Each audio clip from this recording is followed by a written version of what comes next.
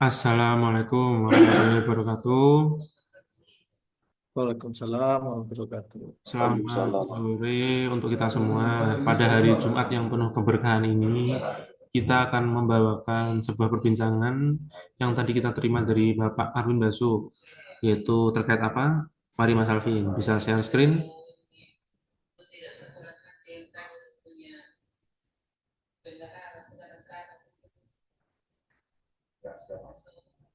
Eh, Mungkin bisa dipaskan ke judul Mas Alvin, judul dulu nih.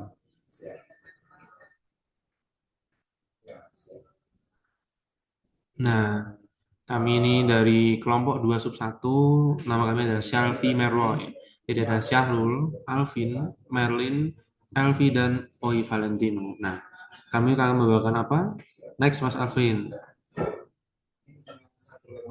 Nah, hari ini kami akan membawakan terkait analisis pemanfaatan aplikasi e-Office Kementerian ATR BPN sebagai implementasi Smart ASN. Nah, untuk selanjutnya saya persilahkan kepada anggota saya. Oke, untuk gambaran umum e-Office ATR BPN, e-Office ini merupakan suatu aplikasi administrasi perkantoran digital yang memudahkan pengolahan surat, baik surat masuk maupun surat keluar, disposisi dan arsip yang terintegrasi secara elektronik. Lalu e-Office sendiri ini juga berbasis paperless, sehingga mendukung efisiensi kerja dan menjaga rekam jejak dokumen dinas secara digital.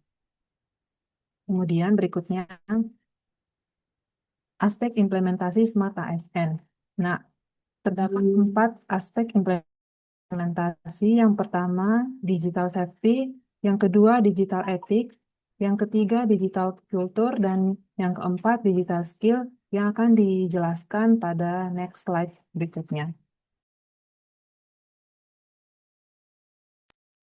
Oke, pada digital safety implementasinya yang pertama, e-Office itu menyediakan login khusus dengan validasi email dinas. Contohnya pada belakang email kita itu @atrbpn.go.id.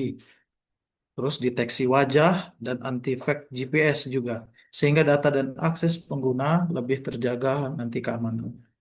Terus yang kedua, integrasi fitur tanda tangan elektronik juga memperkuat autentifikasi dokumen dan mengurangi risiko pemalsuan. Pada digital ethics, implementasinya yang pertama, penerapan privasi dan perlindungan data, serta pengendalian akses hanya untuk pegawai yang sudah terintegrasi dan tervalidasi di SIMPEC. Poin kedua, penggunaan surat dinas digital diatur agar sesuai etika administrasi negara.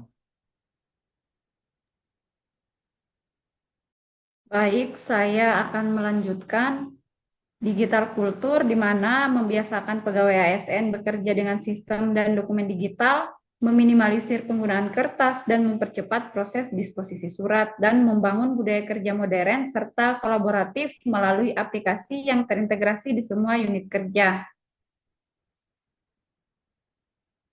Next.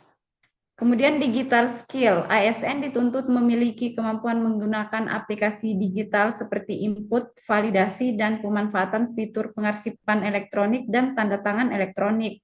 Serta pelatihan internal diberikan terkait penggunaan menu dan fitur e-Office, misalnya penjadwalan rapat, pembuatan naskah dinas, dan upload dokumen digital. Kemudian output yang dihasilkan yaitu ASN dituntut memiliki kemampuan menggunakan aplikasi digital seperti input, validasi, pemanfaatan fitur pengarsipan elektronik, dan tanda tangan elektronik. Pelatihan internal diberikan terkait penggunaan menu dan fitur e-Office, misalnya penjadwalan rapat, pembuatan naskah dinas, dan upload dokumen digital. Baik, terima kasih atas penjabaran dan pembahasan yang teman-teman saya dari kelompok 2 sub 1 lakukan. Nah, mungkin sebelum kelompok kami mengakhiri nih, kelompok kami akan membahas terkait kelebihan dan kekurangan e-office yang kesehariannya kita gunakan dan sehari-hari kita menggunakan dari e-office itu digunakan untuk apa saja. Nah, mungkin diawali dari saya. Untuk di saya itu untuk e-office saya gunakan untuk ya selain absensi, lalu penerimaan surat, delegasian surat, karena saya kebetulan juga memegang Strakom juga, jadi saya juga Untuk e-office saya gunakan untuk mendesain website atau mendesain isi atau konten digital di dalam website Kanta saya. Mungkin kalau kekurangannya ya karena mungkin e-office ini integrasi, jadi ketika memang kita ingin mendesain website dan ada error, semuanya terkena error. Mungkin itu sih dari saya. Mungkin dari Mas Alvin nih, bagaimana klub sehari-hari digunakan untuk apa, lalu kekurangannya nih Mas Alvin. Ya, ya Mas, salah satu yang saya gunakan dalam e-office ini yaitu pembuatan nota dinas Mas. Nah, kendalanya itu ada juga di nota dinas ini. Dia fiturnya kurang lengkap. Tidak sama dengan kita membuat surat di Microsoft Word. Jadi susah membuat dia rapi itu susah. Jadi spasinya itu kita susah mengaturnya. Apalagi kalau kita butuh tabel. Itu lebih susah lagi nanti kita buat di nota dinas. Nah, harapannya ke depan nanti nota dinas ini pembuatannya lebih dimudahkan lagi. Fitur-fiturnya lebih ditambah lagi. Gitu, Mas.